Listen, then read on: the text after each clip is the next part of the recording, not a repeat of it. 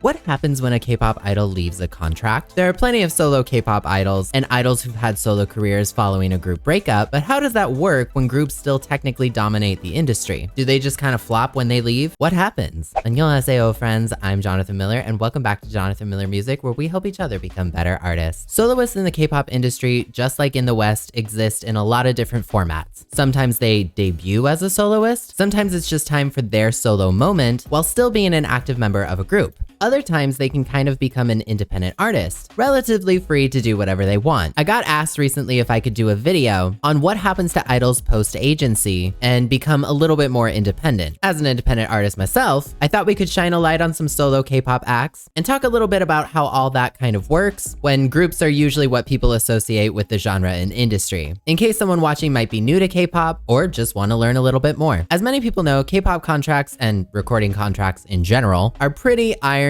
documents. In case you're not familiar, unlike in the West, K-pop idols are usually signed to an agency at a young age and then trained for a period of time, usually between 2 to 5 years, although training times will vary, before officially debuting. Not every trainee is guaranteed to debut, and many people end up switching to different agencies or unfortunately not debuting at all. If you do end up officially debuting, however, it's typically in a group or as a soloist. Debuting as a soloist right from the start of your career is not very common, especially nowadays.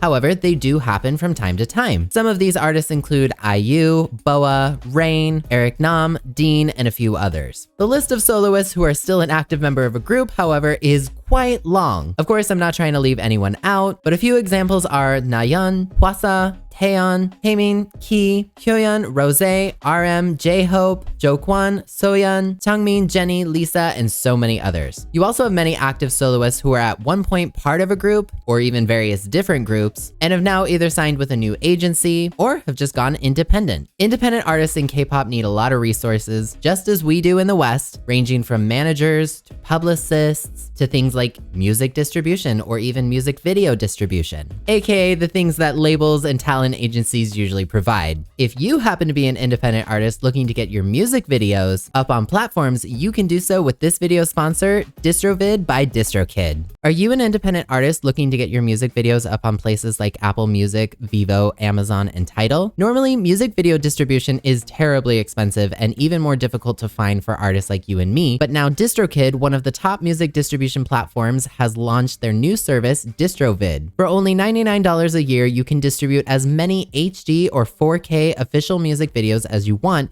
and keep 100% of your earnings from them as well. Not only that, you can include your own custom thumbnail. You can easily set a custom release date too, so if you've got a big Friday night release party prepared with your fans, you can make sure your music video goes live everywhere on the same day too. DistroVid is super fast at delivery, but make sure you give stores at least a couple weeks just to be safe, so plan ahead. This is the best and most affordable music video distribution service on the market that is so unbelievably easy to use. While it is a separate service, if you're looking to get your songs up on streaming platforms, I can help you save 7% on your first year's membership with DistroKid to take your music career to the next level. Link is in the description. Independent K-pop idols can also be signed to an agency too, kind of like how artists in the West that are signed to independent record labels are still considered indie artists. The contract is usually a little bit looser and helps provide you with certain services and lets you do more of what you want to do artistically in exchange for a small piece of the pie. I mean, they gotta get paid too, right? But breaking out of a K-pop contract is notoriously tricky. So even if you wanted to go the more independent route, you'd probably have to get out of your first contract in order to do that, especially if you've already debuted and started out as a group, which is probably most likely. So what are your options as an idol if you're looking to leave? Well, typically speaking, option A is to usually just tough it out and stick with the agency you're with. When signing a trainee contract, remember, that's the company investing in you. So idols typically accrue a lot of debt and must begin paying it back once they debut, which is the time when they start earning money. Staying with the company may be worth it in the end if your group ends up being super popular. Super popular group equals more money for the company, and more money equals more opportunities for you as an artist and a little bit more freedom, which means solo activities could be in the cards down the road for you. Option B is breaking the contract early. This is very difficult to do because there are penalties for breaking a contract, no matter where you are in the world, but especially in K-pop. Depending on the situation, penalties can be anything from like still being held under certain restrictions, unfortunately being blacklisted from music shows or other promotional opportunities, and almost always includes thousands and thousands of dollars in fines. Either way, if you can work with all that and get everything ironed out, you usually end up with some form of the result that you're wanting, getting out of your agency and getting a little bit more freedom. Option C is just waiting until contract renegotiation time comes up, usually after around 7 to 10 years or so. At that time, you can choose to just walk away, either on good terms or not, and receive minimal consequences since the contract period is up and has been fulfilled. Either way, following these options, you can end up in a new type of independent space within K-pop. So what happens then? Do you just flop if you're no longer with a big name agency?